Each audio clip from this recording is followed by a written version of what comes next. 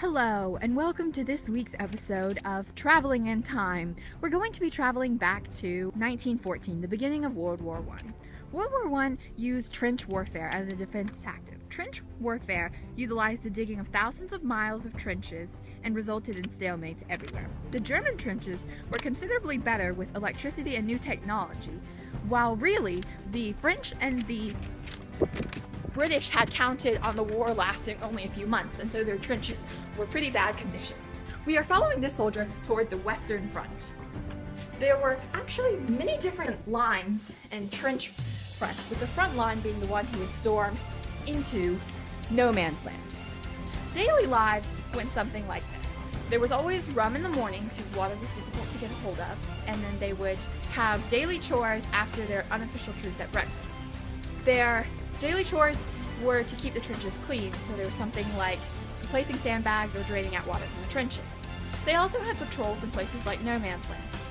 If they ran into an enemy, they either had to do hand-to-hand combat, or they had to ignore the enemy because they could not engage in open conflict, which would make the other soldiers aware and they would start firing machine guns and everyone would perish.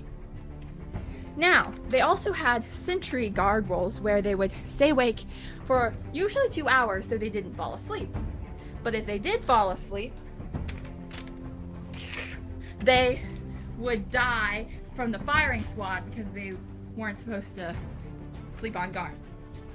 Let's talk about the rats so you can get another feel for how terrible these trenches really were. A sleeping soldier, as seen here, would just be sleeping when a rat would crawl over. Oh my god! The rats were cases of contamination. They spread diseases. They also multiplied by the hundreds.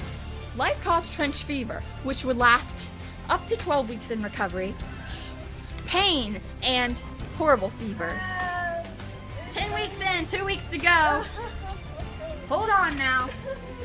There was also trench foot, which is a fungal infection which could cause amputation. Now get in line, sit down. We have more men to amputate before you. The smell of dead bodies, human waste, sweat, and poison gas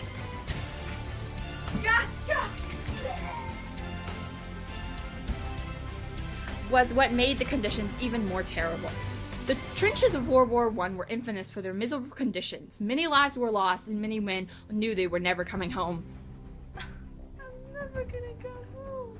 I'm just gonna die here. There were so many soldiers who lost their lives for a meager few feet of area in the trenches. The moving was slow, and there was never a clear victory. Trench warfare will forever be remembered and experienced in memory.